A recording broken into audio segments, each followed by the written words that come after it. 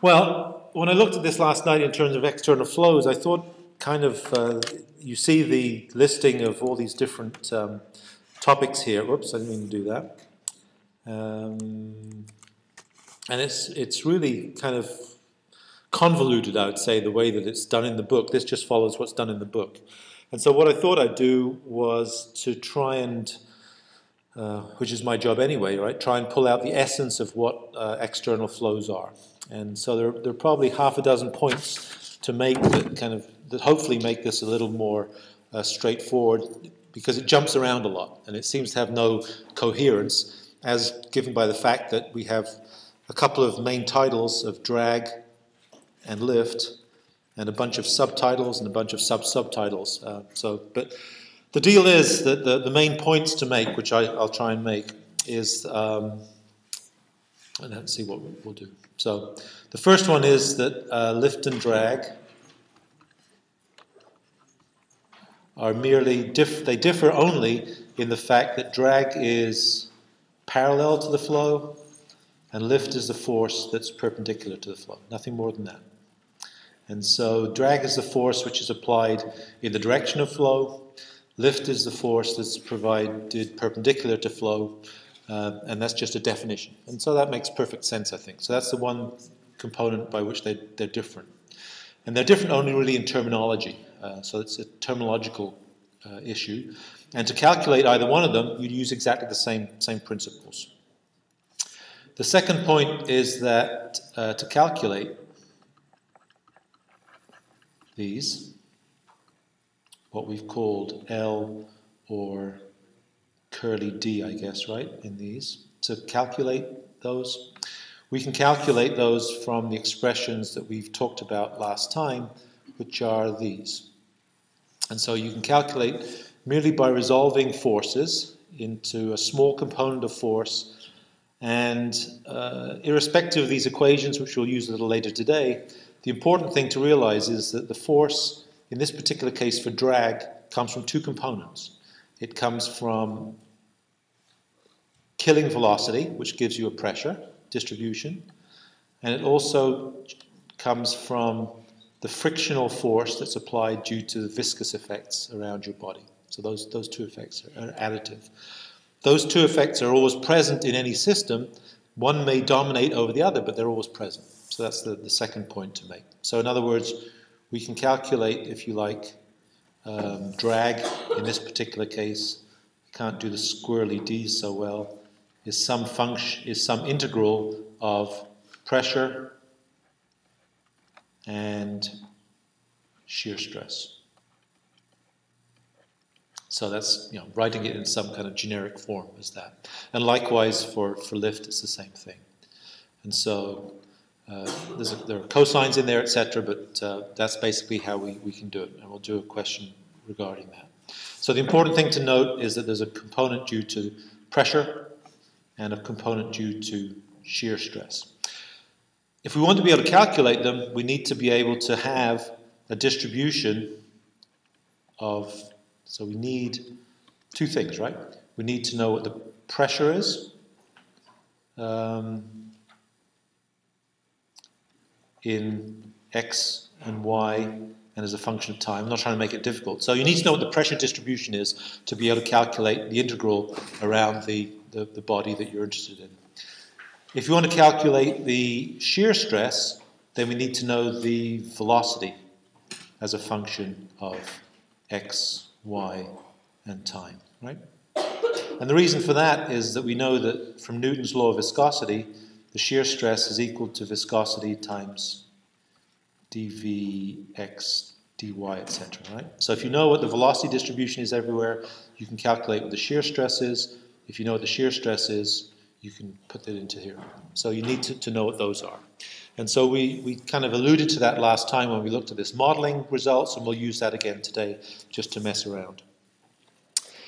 The other component that we need to realize is that both pressure and velocity change with flow regime.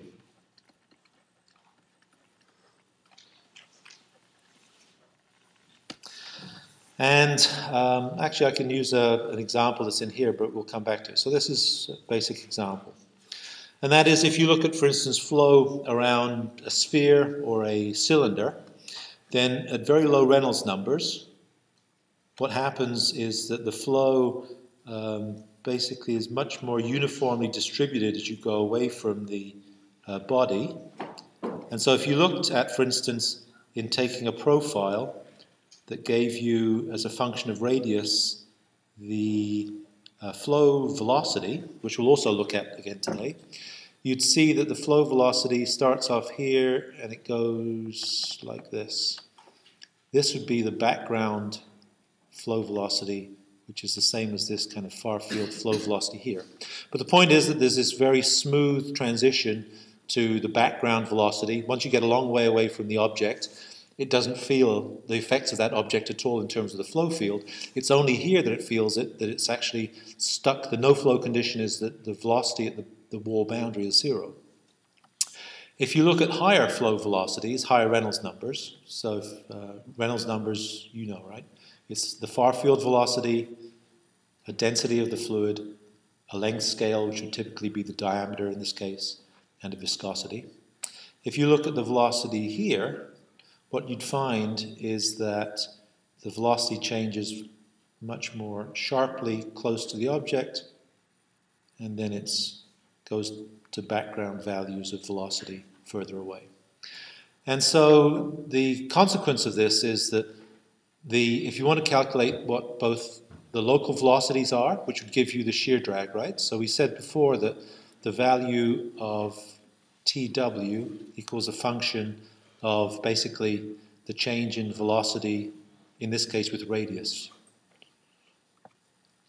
And then so in this case, this velocity changes very quickly with radius. So there's an area here, which means there's a broad area which is affected by viscous forces. And so the consequence of this is that the drag, in this case, is primarily viscous drag. What happens in this case is you basically get a boundary layer developing, which is this very thin zone, in which case there are very large forces applied, but they're only on a very thin layer. And so as you get progressively higher Reynolds numbers, then the influence of pressure drag is much larger because the influence of the drag due to viscosity is diminishing. Actually, it's still large, but the drag due to killing velocity, which in this case, I guess, would be much bigger, right? So I suppose we should think about the velocity here as this, and the velocity here is this, because they're higher Reynolds numbers. So now the velocity effects are much bigger. The viscous effects are kind of the same. They're also narrowed into a smaller region. And so the relative magnitudes of the viscous forces are much less. And so that's an important feature for what we've dealt with, because if you remember, so if we think about what we've talked about before in pipe flows, our Moody chart, which is a function of Reynolds number, and we'll do it a little differently for this. We'll make this 10 to the 0, in other words 1. And we said last time that the magnitudes of this drag coefficient, so this here, right? We talked about the rationale of how we could relate this drag coefficient to a magnitude of friction factor. And I think it was that the coefficient of drag, so in other words, this was equal to, equivalent to a friction factor and a length over diameter. So this is just a scaling.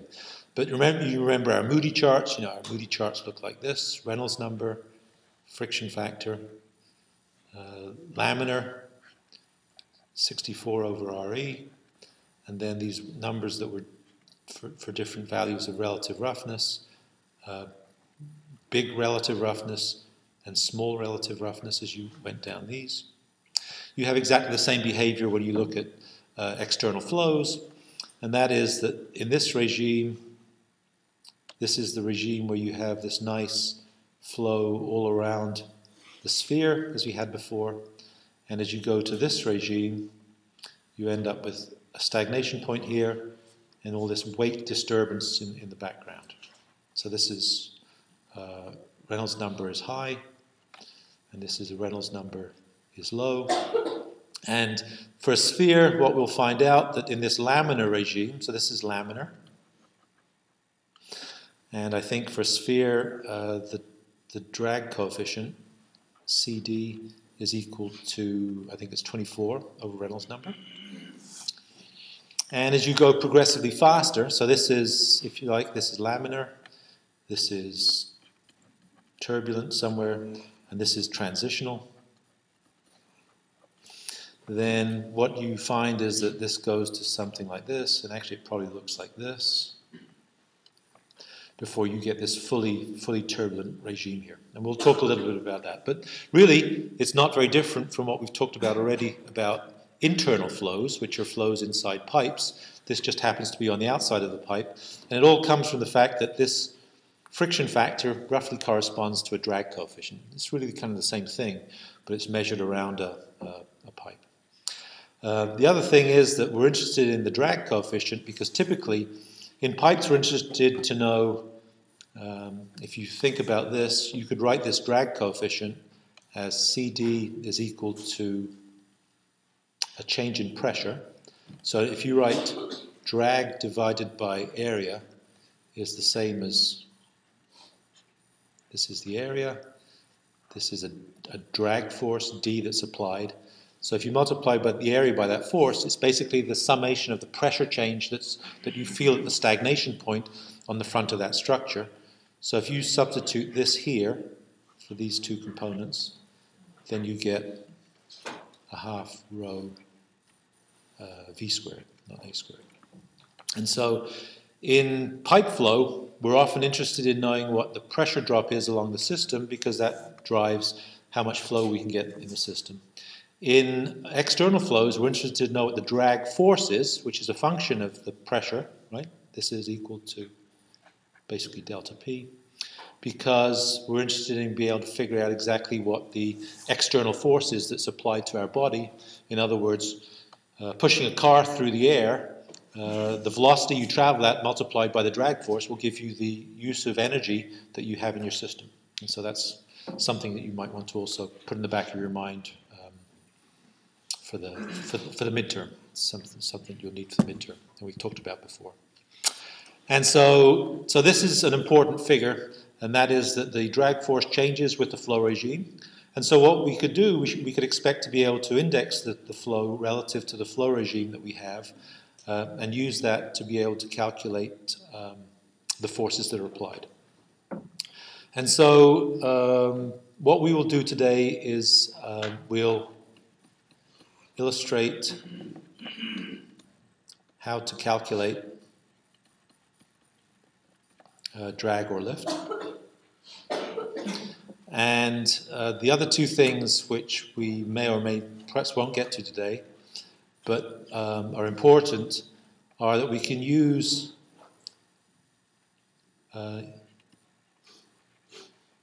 drag to determine velocities of objects.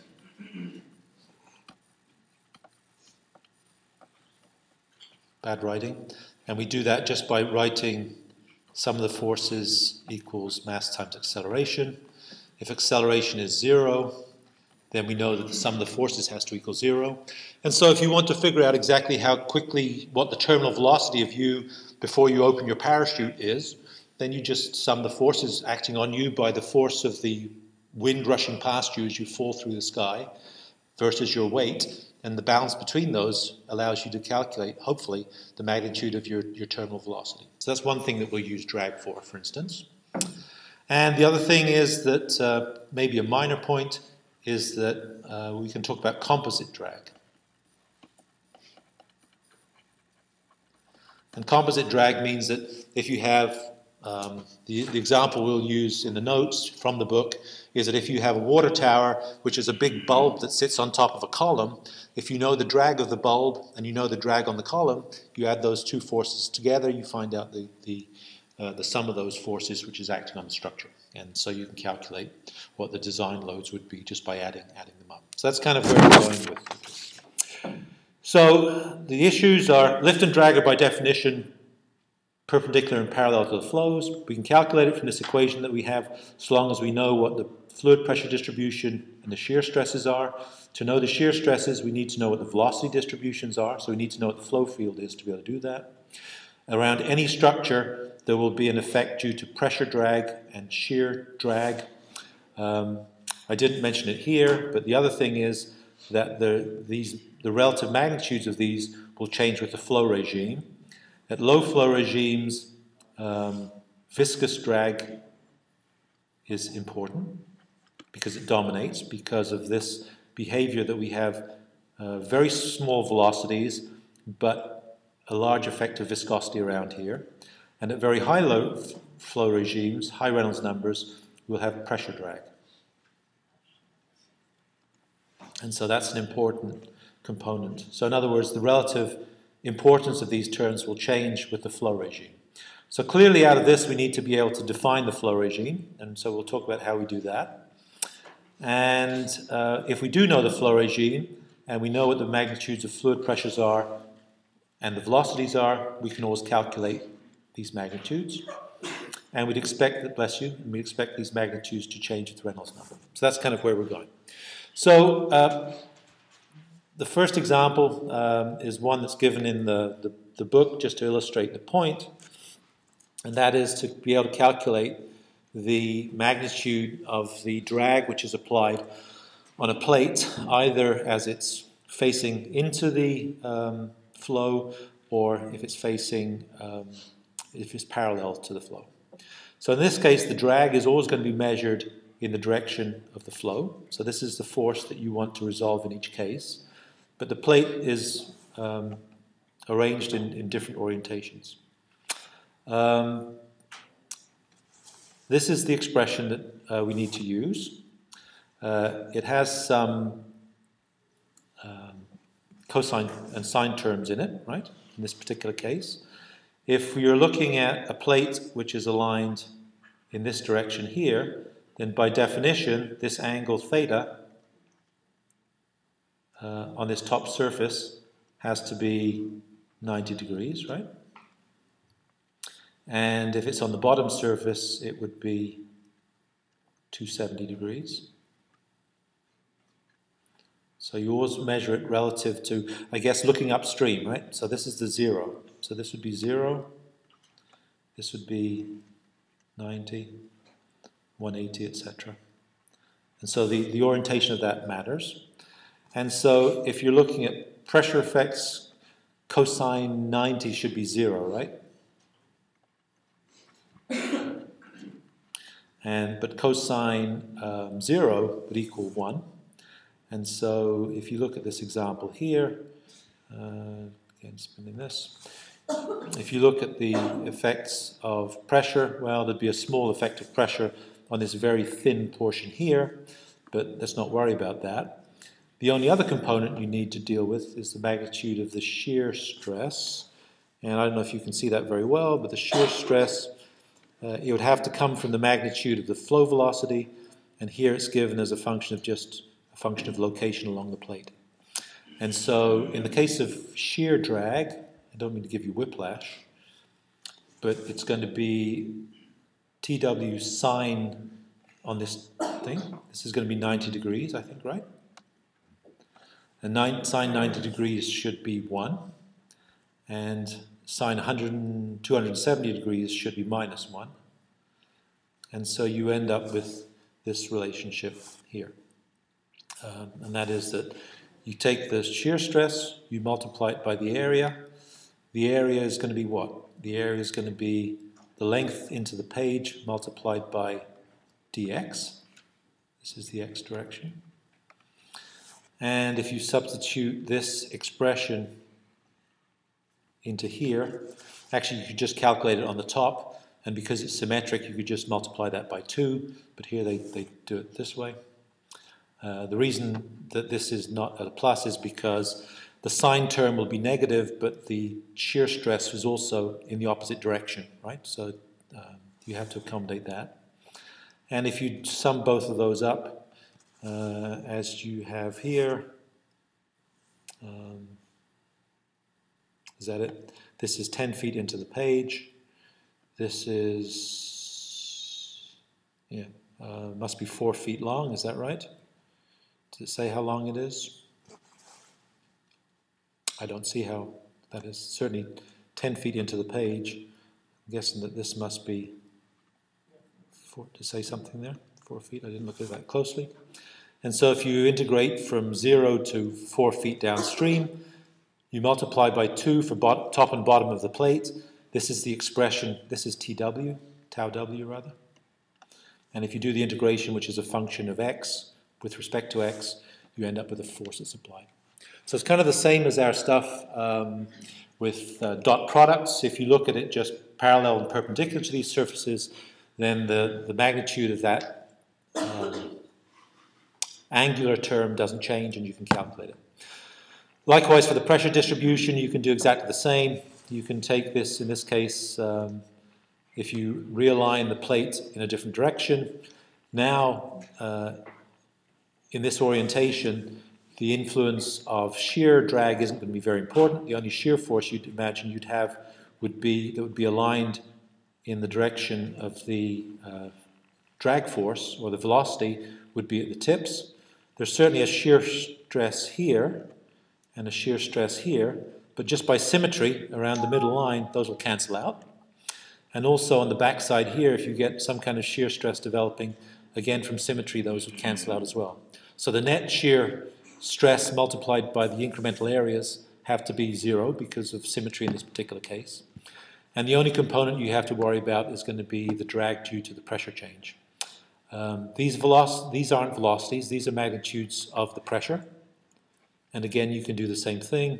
You take the area under this curve, which is just really the integral of P dx times L. I don't think I can get them both. Perhaps I can get them both on this. Let's maybe do this. So in other words, in this particular case, dA is just going to be dx times L. And you have pressure then defined as a function, y, in this particular case. You have pressure defined as a function of y, and you can take the integrals. And actually what it's going to be, if you want to look at this in a very simplistic way, what's the magnitude going to be? The area under this curve equals the force acting on this side. The area under this curve equals the force acting on this side. And so if you subtract one from each other, actually you add one to each other, the total force would actually equal to the, let's see, what's this? Yeah, okay. So I don't know why they've drawn the arrows out in this direction, right? But I guess they're making the point that the pressure here is less than on the front.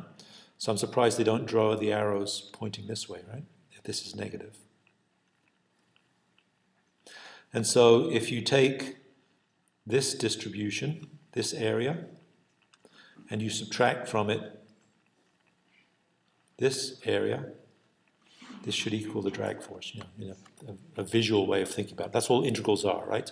It's just the height of this multiplied by differential length. So each increment of that is just adding up all of these little columns. And so if this is positive, this is negative, and you add the two together, then you get the area would actually be equal to the difference in those two areas. That's really all it is. Okay? Just the same as if you look at a wing, if you look at an airfoil, and if you look at the pressure acting up on here is some magnitude, whatever that magnitude is. And if you look at the pressure acting down on that is some hopefully smaller magnitude. You subtract one from the other, you'd have a net upwards magnitude of the lift. Okay? So it's nothing more than that. So that's the point we want to make. In this particular case, I suppose the take-home points are two. One is that we've said that the influence of pressure drag and shear drag vary with Reynolds number. That's not come into this example whatsoever. But what has come into this example is the relative magnitudes of pressure drag and shear drag also change with the shape of the object. Here, all the drag has to be due to shear stress, because the only pressure point is here. It's a small area if it's very thin, and the only real magnitude of drag you get is due to the shear stress distribution around this. If you orient the plate the other way, then all of a sudden the only shear drag that's present on this is at the ends, which again is a vanishingly small thickness, and the main effect is due to the pressure drag. So the orientation of these things are important, and also in addition to that, you'd expect that the magnitude of that drag would change as a function of Reynolds number, the relative proportions as we said earlier. Okay?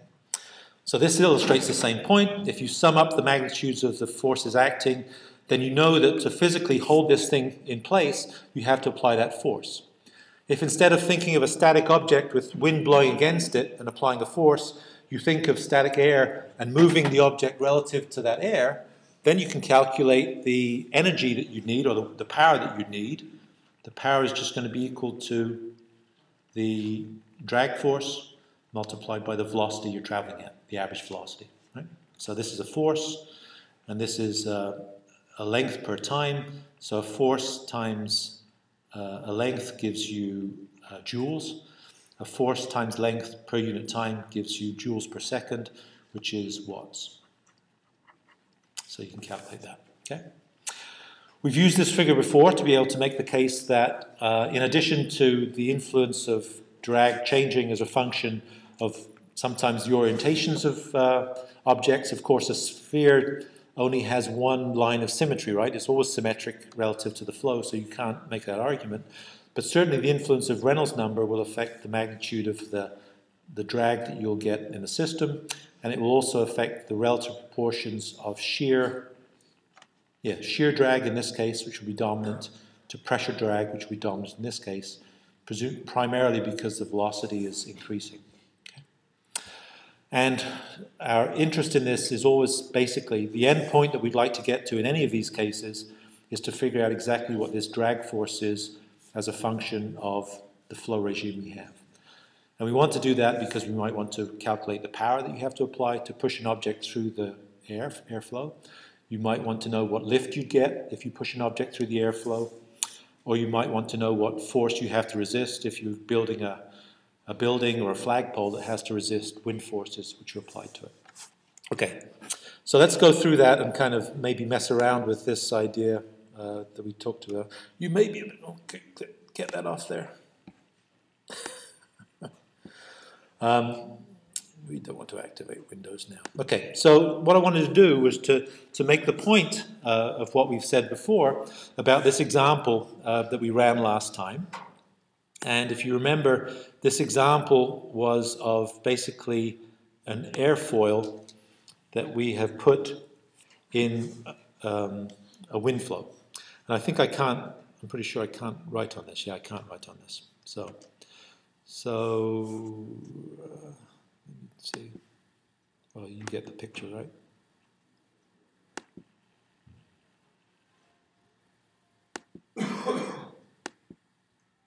Yeah, okay, so this is an airfoil. We made the point last time that this is a model called a finite element model. It divides the whole body up into a whole series of little triangles. And for each of these triangles, it basically solves, you could think of each of these triangles as basically a Reynolds transport theorem domain, a free body domain, in which we're solving for conservation of momentum in x, in y, and mass in equals mass flow out, conservation of mass. So we have three equations for each of these elements. We changed that so that we have three equations for each of these nodes in the system, and at each of these nodes we solve algebraically for velocity in the x direction, velocity in the y direction, and the fluid pressure at that point. So three equations for each node, three variables, so we can solve them. We define some boundary conditions. The boundary conditions we had for this was that the velocity is coming in at 1 meter a second on the upstream far field boundary. The velocity along the top boundaries reach 1 meter a second. So in other words, it's just moving this flow down through the system. And we had a pressure boundary here of atmospheric pressure, 0 gauge pressure on the downstream system. We prescribed some fluid properties for this, so a density and a viscosity. and we go ahead and we try and solve it for the magnitudes of the conditions that we have that represent that behavior. And so in the flow system, we have a density of 1, which is pretty close to a density of air. We have a viscosity, so this is what we've called mu before, dynamic viscosity. And we choose a whole bunch of different viscosities. I think we change them between 100 to 10 to the minus 3. I stop at 10 to the minus 3 because it crashes after that, because 10 to the minus 3 is a very big Reynolds number, so we'll calculate the Reynolds numbers, and it doesn't work very well at largest Reynolds numbers. And so what we can do is we can run it to be able to solve for the system. The other boundary conditions we didn't mention is that on this boundary, we put a zero velocity boundary. So basically a sticky boundary condition. It's called a no-slip boundary condition, which means that any air particle that hits this wall actually is stuck there and goes at zero velocity. But as you get further away from this airfoil, the velocity increases until it gets back to the ambient conditions further away. So that's what we're going to run it for. These are the conditions. So I ran it for viscosities of 100, 10, 1, 0.1, 0.2, 0.01, 0.001 viscosity. You'll remember the viscosity of water is about 10 to the minus 3 Pascal seconds. These are Pascal seconds. So this is the viscosity of water. This would be the velocity of molasses, I suppose, right? Something much more viscous. The viscosity of air is about 10 to the minus 5.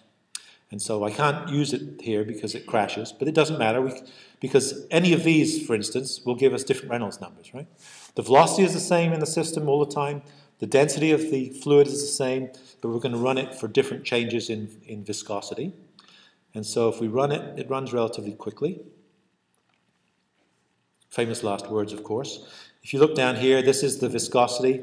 It did it for 100, it's doing it for 10, it's doing it for 1, it's solving it for 0.1, 0.01, and 1,000th.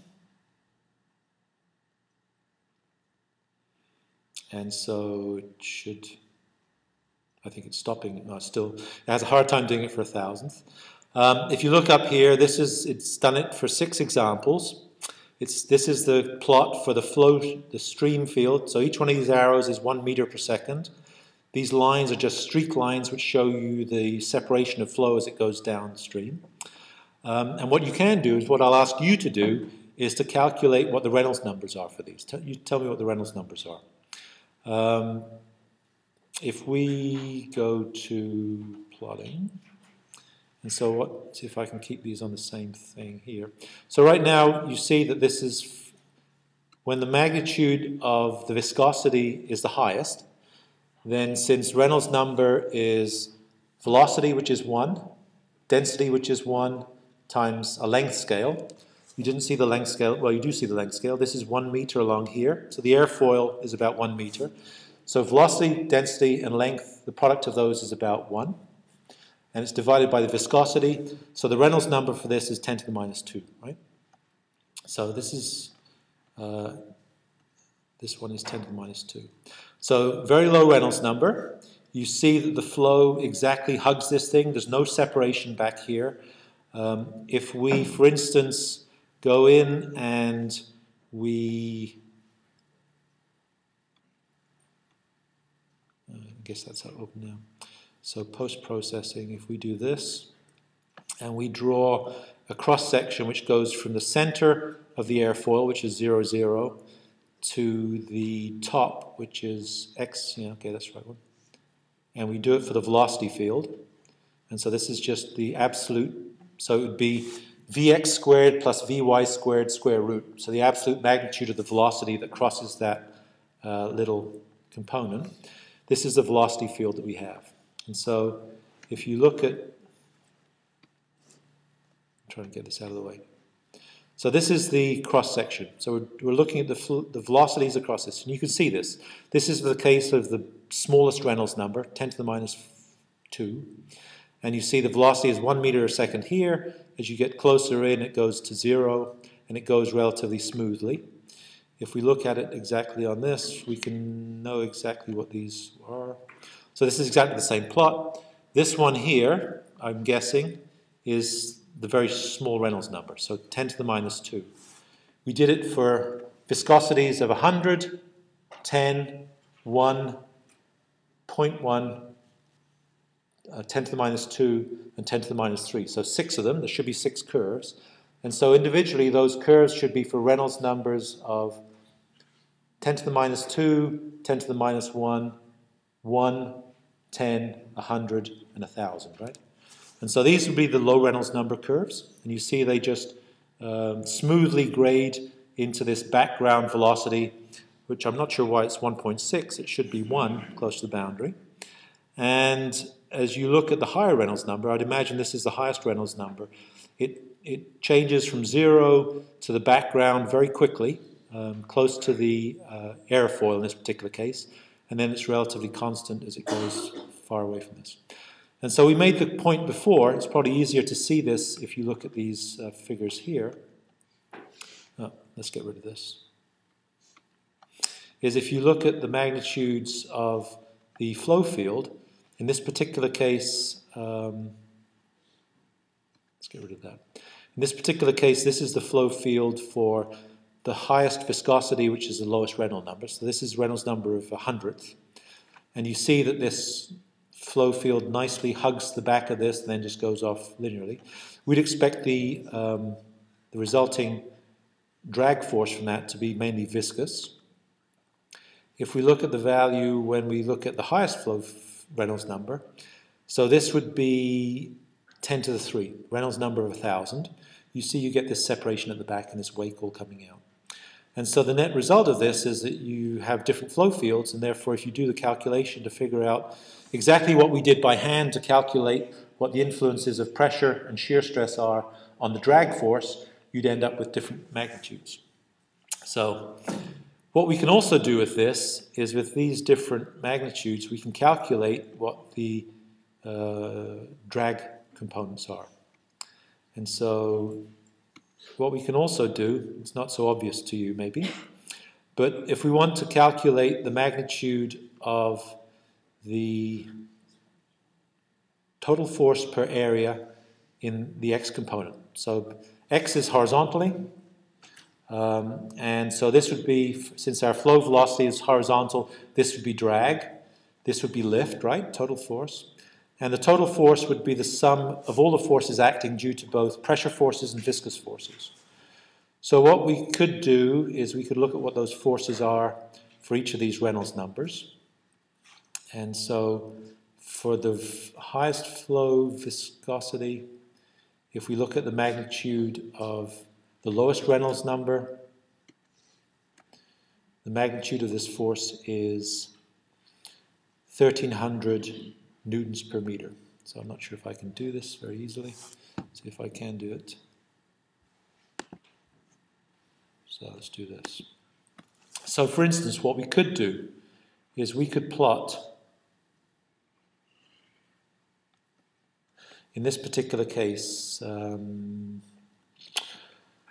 what do we want to plot? We could plot CD, for instance. It's not so easy to do, but you're going to have to help me do this. CD is equal to the drag force divided by a half rho v squared. Actually, it is easy to do, right, in this particular case, times area. So in this particular case, what are the magnitudes of those? Half is a half. The density is 1. The velocity is always 1 coming into the left-hand side, so 1 squared is 1. And the area is going to be equal to our length of the airfoil multiplied by 1 meter length into the board, which would also be 1 as well. And it's just divided by drag. So in other words, it's equal to 2d. So let's not worry about that. Let's plot CD over 2, which is equal to this. No, 2CD. Sorry. Right? Just makes life easier for us. So we plot drag force against Reynolds number. And if we do that, we have, what were our magnitudes that we had? We had Reynolds number, it was 100, viscosity of 100. So the Reynolds number is equal to 10 to the minus 2 10 to the minus 1, 10 to the 0. I guess we might not want to do all of these. 1, 2, and 3 on a log scale. And we're just going to plot D. We know that it starts off, I've kind of screwed up my axis, but let's do the axis over here. This is what? This is 10 to the 3, 10 to the 2,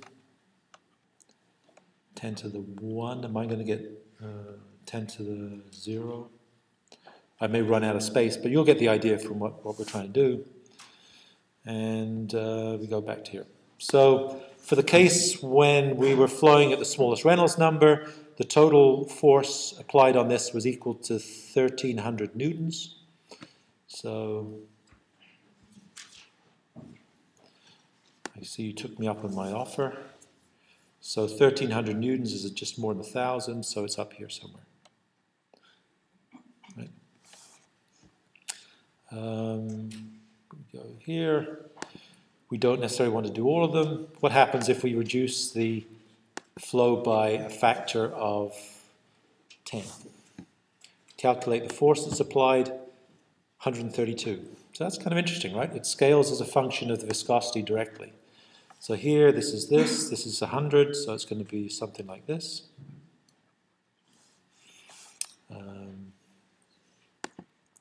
We do it again, we come back another order of magnitude. So this is a Reynolds number of 1, I think. And it's equal to 13.2. Well, that's kind of interesting. So we see that in this zone, so this is 10 to the 1, which is B 10. So it's about here. So these are actually joined by a straight line. And this is our drag total. Or it's actually CD total as well. If we do it for the next one, what's going to happen? So this is a Reynolds number of 10, and it's 1.5. So it's not quite reduced. It should be 1.3, right, if it's going down by an order of magnitude each time. So it's not quite doing that. So now it's here, and this is 1, so it's actually a bit higher than this. Almost linear, I guess you could make a case. If we come down another order of magnitude, then we end up with this, which is 0.1. Instead of being 0.13, now it's 0.3, so it's double what it should be otherwise.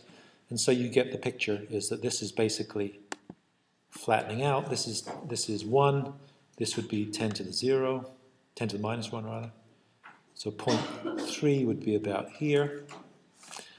And as we go down one more, again, this is the last one we could do before it would blow up with these eddies in the downstream location, and it's only a third of that, so it's 0.1.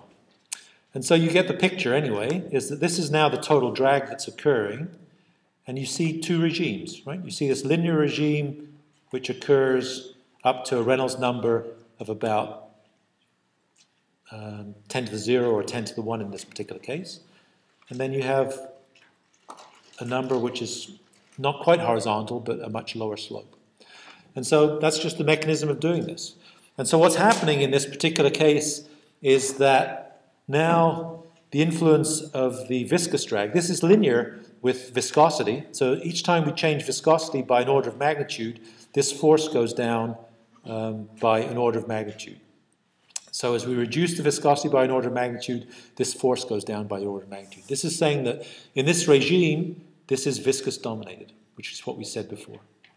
When we get over this regime, all of a sudden it's not related to viscosity at all because we can change viscosity as much as we like, and this stays roughly constant. And the reason it stays roughly constant is now that there's no longer this viscous influence anymore, so I suppose we could say this is viscosity independent, and it's due to pressure drag.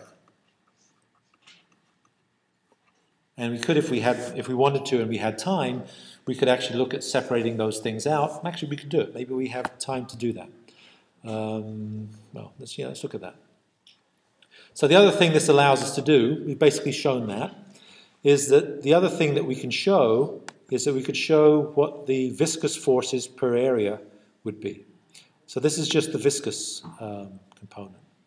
So we'd imagine that if we looked at the very lowest Reynolds number, the highest viscosity, that force should be pretty close to the magnitude that we got from the total drag, right? And that was about 1,300 newtons. So it's close to that. It's about 1,000, right? So it's maybe 70% of the drag is due to that. Oops, going to keep it. If we look at the case where we have it at 0.01, we'd expect that the viscous force per unit area should be pretty small compared to the other one. Hopefully that's the case. What was our total drag that we had in that particular case? Does anyone remember?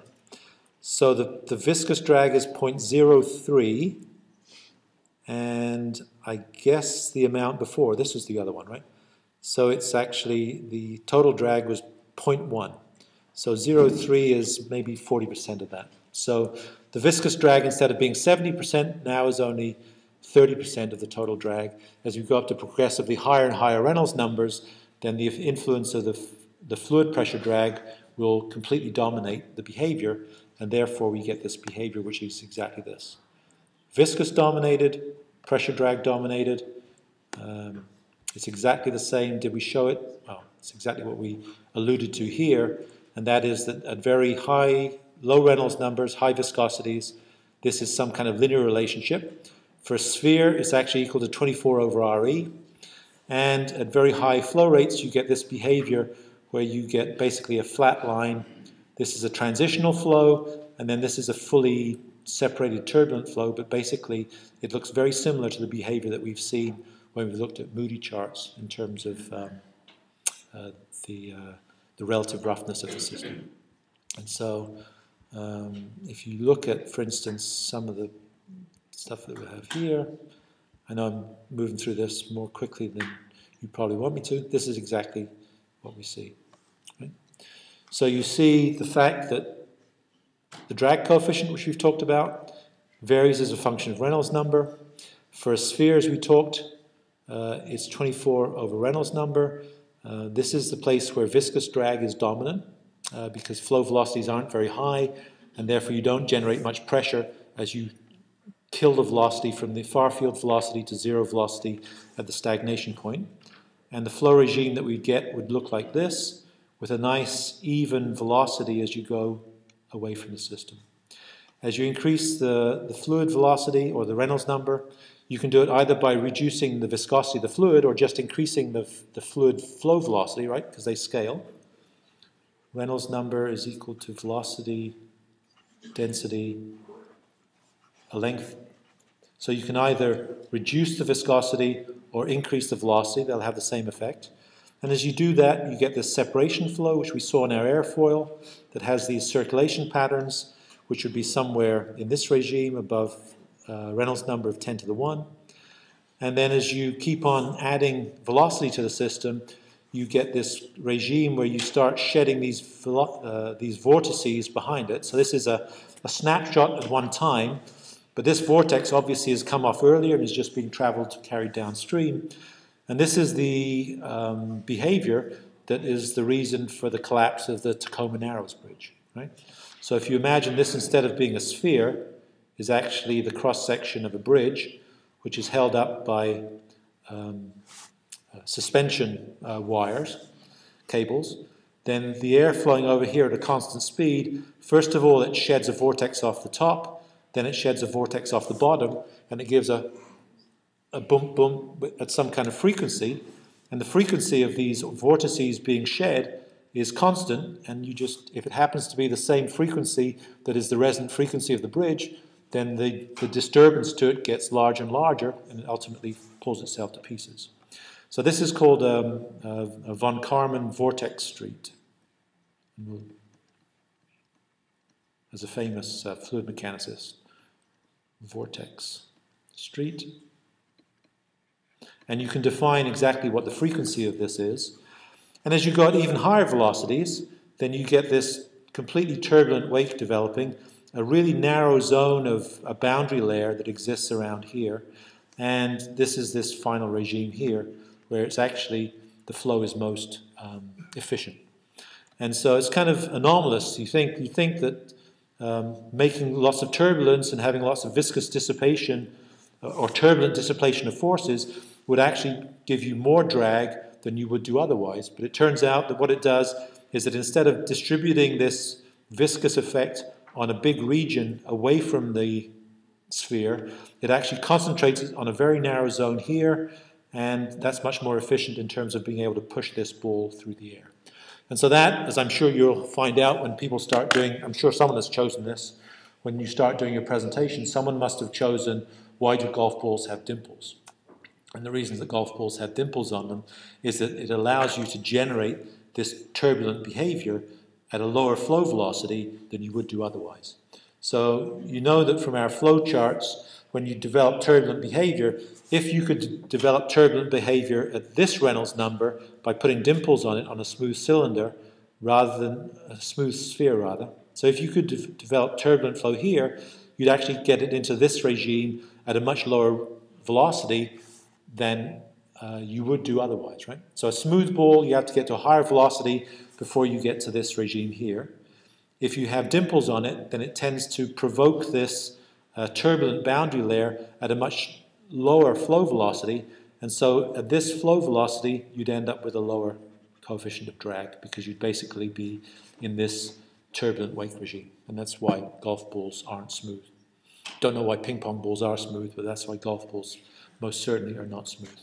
So anyway, so that's the problem. Oh, we've gone over, so it doesn't really matter. So that